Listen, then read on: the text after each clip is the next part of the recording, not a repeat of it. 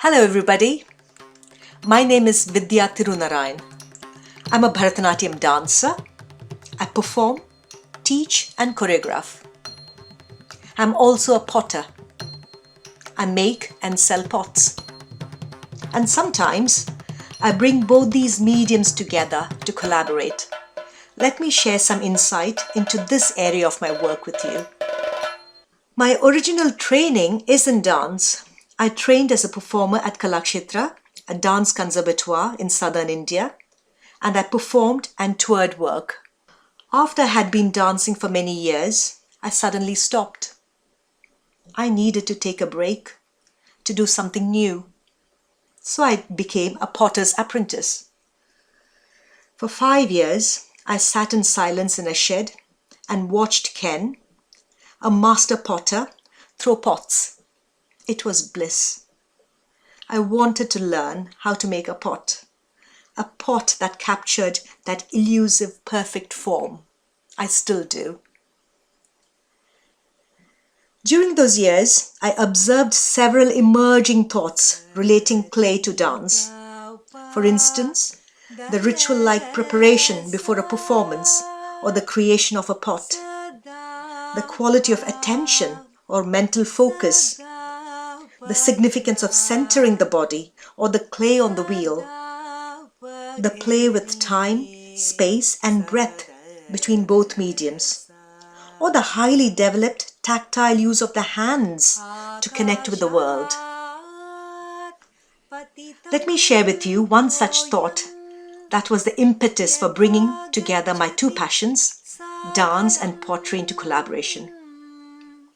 It is around Abhinaya, which is a significant technique of Bharatanatyam. Is Abhinaya restricted to dance? That was the question that surfaced as I watched Ken throw a pot on the wheel. I watched the measured play between his hands and the clay, the give and take, the absolute attention and intention at his fingertips. It is in the moment and sheer poetry to watch. If Abhinaya is the drawing forward of the inner bhavana or intention, isn't this Abhinaya? So this led to a studio research spread over 2 years with a team of very diverse artists who had immense experience in their respective fields, a conviction in their art forms, and a hearty appetite for taking artistic risks. The production, Voices from the Kiln, is an outcome of this studio process. During the research and development process, I brought a team of artists together to explore the possibilities of working with clay and Bharatanatyam performatively. I also invited 2 physical performers to help me extend the inquiry beyond the boundaries of my own dance form. In this way, I was examining the very familiar elements of clay and dance through the unfamiliar lenses of other artists' practices, experiences, and through different disciplinary doorways. We discovered that clay and dance can take on the role of an enabler for each other. For instance, clay transformed my relationship with familiar ways of performing dance. The clay interrupted my familiar and comfortable process of getting to the narrative, character, or emotion through movement. In doing so, it invigorated and offered me a different route to exploring the Abhinaya element of Bharatanatyam technique.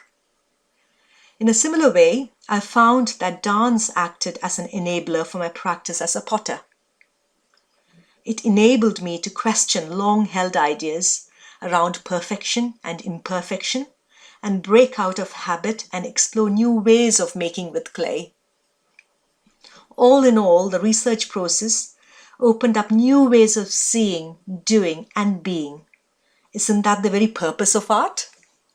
From personal experience, I believe artificial boundaries between disciplines limit the creativity of artists and enriching experiences for audiences.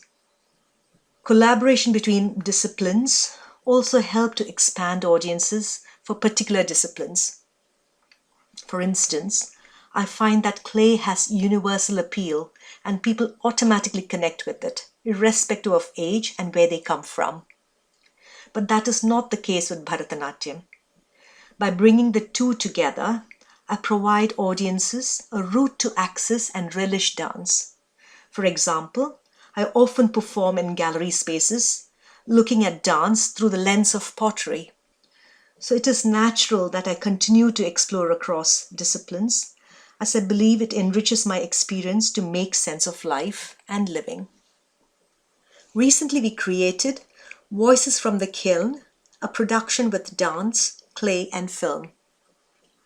The creation of this production proved to me that rules and barriers don't have to limit you, but can act as a catalyst for your creativity. Let me explain.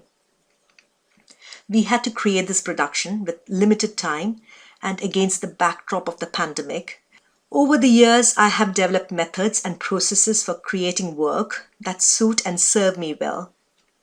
But with the pandemic, none of that was going to work because suddenly I was living in this strange world where all rules of engagement had shifted radically. So, we managed to create a production sympathetic to the climate, which my friend refers to as theatre in a bag. What is a theatre in a bag, you may ask? Essentially a solo production with very low technical requirements. So I built a set that included fresh clay on stage as part of the performance, and it disappeared as the show ended. A performance that's flexible, meaning that it can be performed anywhere, and designed to be watched online, live, or both. Artistically, it was hugely rewarding, to say the least, and it has kindled further curiosity and opened up further tantalizing avenues to explore.